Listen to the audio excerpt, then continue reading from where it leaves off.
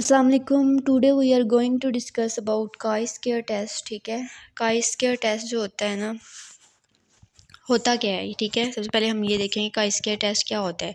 So chi square test is an alternate method of testing the significance of difference between two proportion. अगर हमने to proportions में difference देखना हो ना, तो हम काई स्क्वायर टेस्ट यूज़ करते हैं। ठीक है, अब हम ये जो टेस्ट करते हैं ना, ये टू कैटेगोरिकल वेरिएबल्स में करते हैं। ठीक है, हमने ऊपर वेरिएबल्स की टाइप पढ़ी थी ना, हमने देखा था वहाँ पे क्वालिटेटिव भी होते हैं और क्वांटिटेटिव भी होते हैं। तो अब हमने इनको किसके लिए यूज़ करना है? टू कैटेगोरिकल वेरिएबल्स के लिए। ठीक है, टू टाइप्स ऑफ वेरिएबल्स होते हैं, numerical and non numerical variables. ठीक है, वही जो हमने पढ़े थे क्वालिटेटिव और क्वांटिटेटिव, लेकिन इसको हम जो है वो टू कैटेगोरिकल वेरिएबल्स के लिए यूज़ करते हैं। सो इसका फार्मूला क्या होता है? एक्स स्क्वायर, ठीक है, ओ माइनस ई इसका whole square divide by E. ठीक है, अब इनमें ये क्या चीज़ें हैं? ये ओ ऑब्जर्व वैल्यू होती है, ई जो है वो एस्टिमेटेड वैल्यू होती है। ठीक है, ये का स्क्वायर का फार्मूला लगाते हैं। इसकी मैं आपको एग्जांपल करवाती हूँ, फिर आपको अच्छे से समझ आएगी। इसके स्टेप्स क्या होते हैं जो हम काई स्क्वायर टेस्ट करते हैं? सबसे पहले तो हम जो है वो develop and test the null hypothesis, हम जो है वो टेस्ट करते हैं नल हाइपोथेसिस को इसमें, देन अप्लाई करते हैं काई स्क्वायर टेस्ट, देन हम फाइंड करते हैं degree of freedom, and then हम कंसल्ट करते हैं प्रोबेबिलिटी टेबल को। ठीक है, इनको हम देखते हैं वन बाय वन। ओके, सबसे पहले तो नल हाइपोथेसिस है ना, this is very very very important. Null hypothesis क्या होती है कि there is no difference between the effect of two vaccines. यहाँ पे वैक्सीन की एग्जांपल है, फॉर एग्जांपल अगर यहाँ पे कोई और चीज़ भी हो सकती है। ठीक है, हमने कहा कि हमने जो है वो दो वैक्सीन हैं हमने दी हैं, हमने उनकी एफिकेसी चेक करनी है। ठीक है, हम अब मैंने कहा था कि दो प्रोपोर्शंस कि दो टू कैटेगोरिकल वेरिएबल्स हमने कहा था ना, उसके लिए काई स्क्वायर टेस्ट करते हैं। तो अब हम इसमें काई स्क्वायर, सबसे पहले तो हम उसकी नल हाइपोथेसिस देखेंगे। नल हाइपोथेसिस क्या कहती है कि हमने जो दोनों वैक्सीन दी हैं उनमें कोई डिफरेंस नहीं है। ठीक है, उनकी एफिकेसी सेम है। ठीक है, ये नल हाइपोथेसिस की अजम्पशन है। ठीक है, अब हमने इसको जो है वो काई स्क्वायर टेस्ट अप्लाई करके ये देखना होता है कि नल हाइपोथेसिस ठीक कहती है या गलत कहती है। ठीक है, अब नल हाइपोथेसिस को चेक करने के लिए हम काई स्क्वायर टेस्ट अप्लाई करते हैं। अब उसमें मैंने आपको दिखाया था कि ओ उसका फार्मूले में था O minus E square divided by E. ठीक है, अब मैंने कहा था ई क्या? Estimated value. इसको कैसे कैलकुलेट करते हैं? ठीक है, एस्टिमेटेड नहीं, ये एक्सपेक्टेड वैल्यू होती है। ठीक है, एक्सपेक्टेड वैल्यू हम कैसे कैलकुलेट करते हैं कि इसका फार्मूला ये होता है कि रो टोटल मल्टीप्लाई करते हैं कॉलम टोटल डिवाइड करते हैं एन से। ठीक है, रो टोटल मतलब अगर मैं आपको एक दिखाती हूँ टेबल, ये देखिए मैंने कहा था कि इफेक्ट ऑफ टू वैक्सीन हमने देखना है। ठीक है, वैक्सीन ए है और वैक्सीन बी है। ठीक है, ये उन्होंने आपको दिया होता है। अब देखें इसमें हमने क्या करना है, row total multiply by column total divided by N. N क्या होगा? एन होगा हमारे पास टोटल, ये जो टोटल है 176, ये एन होगा। ठीक है, रो टोटल क्या है? हमने सबसे पहले पहली वाली रो लेनी है। ठीक है, ए वाली रो। ठीक है, रो टोटल मतलब ये वाला total 90 total multiply by column total, पहले वाला कॉलम ये है, पहले वाले कॉलम का क्या टोटल है? 36। ठीक है, हम क्या करेंगे 90 multiply by 36 divided by total 176। ठीक है, ये हमारे पास आएगा E1। ठीक है, अब E2 कैसे आएगा? E2 फिर हम रो टोटल लेंगे। ठीक है, रो टोटल क्या लेंगे? 90। ठीक है, ये मैं रेड से कर रही हूँ, 90 लेंगे रो टोटल। अब हम दूसरे वाला कॉलम लेंगे। ठीक है, पहले ही रो लिया, उसको दोनों कॉलम के साथ किया है, 140 लेंगे। ठीक है, 90 मल्टीप्लाई बाय 140 डिवाइडेड बाय 176।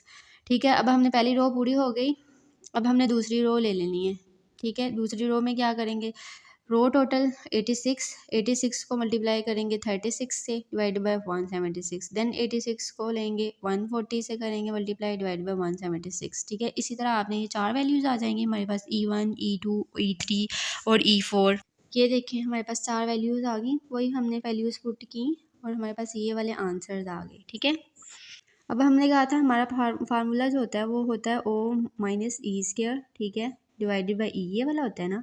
अब हमारे पास तो जो है वो ई की वैल्यू हमने ले ली, ये वाली E1 E2 E3 E4, observe value जो हमें दी हुई थी वहाँ पे। ठीक है, वही लेनी है हमने, O1 O2 O3 जो वैक्सीन की थी ना, ए हमने देखा था वैक्सीन ए की जो थी वो 2 वैल्यूज़ थी, वैक्सीन बी की वो वाली होती है, ये वाली वो ले ली, ई वाली वो ले, ओ माइनस ई किया, इन दोनों को माइनस किया तो ये वाले आंसर्स आ गए, ठीक है।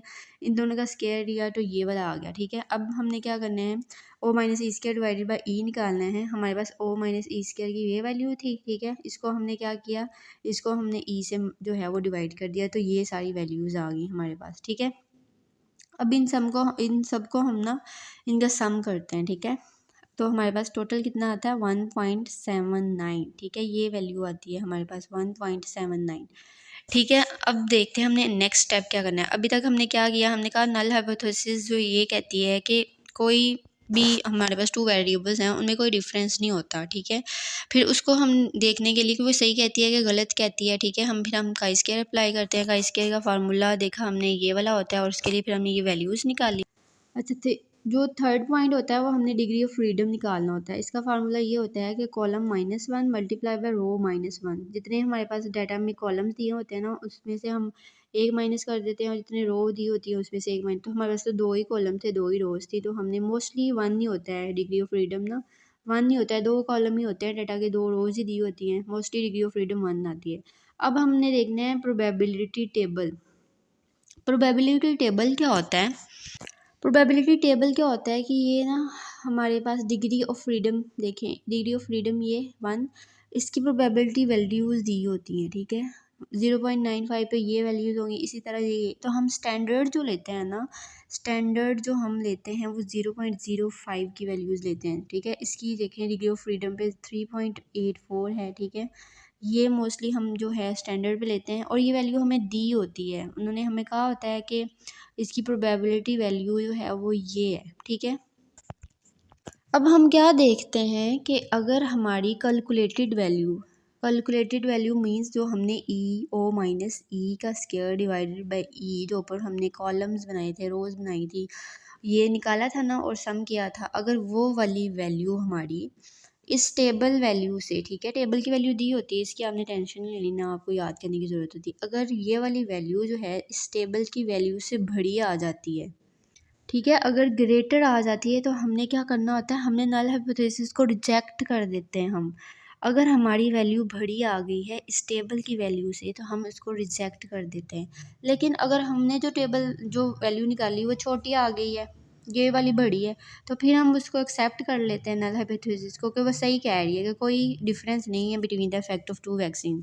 लेकिन जब हम रिजेक्ट कर देते हैं ना, तो फिर ये होता है कि इसमें वाकई कोई डिफरेंस है, ठीक है, नल हाइपोथेसिस सही नहीं कह रही, उसको फिर हम रिजेक्ट कर देते हैं, ठीक है। So if our calculated value is more than table value we will reject the null hypothesis, and if our calculated value is less than table value then we will accept null hypothesis. This is your main concept of biostat, ठीक है। बहुत important है, बहुत important है, और बहुत ज़्यादा ही जो है इसके एमसीक्यूज़ भी आते हैं, इसका एससीक्यू भी आता है, न्यूमेरिकल सॉल्व करना होता है, आपको बताना होता है कि नल हाइपोथेसिस को एक्सेप्ट करेंगे या फिर रिजेक्ट करेंगे, ठीक है। तो ये बात होती है। नेक्स्ट हमारे पास टी टेस्ट आते हैं, हमने देख लिया ऊपर काई स्क्वायर टेस्ट, इसके अलावा सेकंड टेस्ट टी टेस्ट होता है, 1 सैम्पल टी टेस्ट भी होता है, 2 सैम्पल टी टेस्ट भी होता है। 1 सैम्पल टी टेस्ट क्या होता है कि हम सैम्पल मीन को कंपेयर करते हैं with population mean. For example हमें दिया हुआ था कि पॉपुलेशन है उसका मीन जो है वो दिया हुआ है, ठीक है, जितना भी है। देन हमें दिया हुआ है कि एक सैम्पल है उसका मीन दिया हुआ है जितना भी होगा, ठीक है। तो इन दोनों को अगर कंपेयर करना है ना हमने, तो फिर हमने जो है वो 1 सैम्पल टी टेस्ट करना है, ठीक है। लेकिन इसमें जो है n की वैल्यू लेस देन 60 होनी चाहिए, याद रखना है आपने। और 2 सैम्पल टी टेस्ट में क्या करेंगे, अगर दो जो हैं 2 मीन्स ऑफ 2 सैम्पल्स के ही 2 मीन्स को कंपेयर करना है, तो 2 सैम्पल टी टेस्ट यूज़ करना है। अगर एक सैम्पल का है, एक पॉपुलेशन का है मीन, और लेस देन 60 है वैल्यू, तो 1 सैम्पल टी टेस्ट करना है, ठीक है। इसी तरह जी टेस्ट होता है, जी टेस्ट भी जो है 1 सैम्पल जी टेस्ट होता है, 2 सैम्पल जी टेस्ट होता है। अब 1 सैम्पल जी टेस्ट हम कब करते हैं, जब सैम्पल मीन को पॉपुलेशन मीन से, लेकिन value greater than 60, value greater than 60 आपने याद रखना है, 60 से ज़्यादा है नंबर तो जी टेस्ट अप्लाई करना है, 60 से कम है ऑब्जर्वेशंस जो हमने की हैं, ठीक है, तो टी टेस्ट, ठीक है। फॉर एग्जांपल अगर मैं कहूँ कि मैंने एक जो है वो पॉपुलेशन है, मैंने उसका मीन लिया है, और कितनी पॉपुलेशन है वो 100 है, ठीक है। 100 पॉपुलेशन है, उसका मीन मैंने लिया है। मैंने सैंपल लिया है जो 70, उसका मैंने मीन लिया है। तो फिर आपने क्या करना है, आपने जो है वो 1 सैंपल टी टेस्ट, क्योंकि एन की वैल्यू 60 से बड़ी है, अगर मैं यही वैल्यू 60 से छोटी कर दूँ तो फिर आपने 1 सैंपल टी टेस्ट अप्लाई करना है, ठीक है। तो इसका फार्मूला क्या होता है कि जो हम पॉपुलेशन, जो सैंपल का मीन होता है ना, सैंपल के मीन को हमने किससे प्रेजेंट किया था, एक्स बार से, उसको हम पॉपुलेशन मीन से माइनस करते हैं, ठीक है। इस ये वाली प्रेजेंटेशन पॉपुलेशन मीन के लिए होती है, एक्स बार जो है वो सैंपल मीन के लिए होती है, और उसको डिवाइड करते हैं स्टैंडर्ड एरर से। सो ये इसका फार्मूला होता है।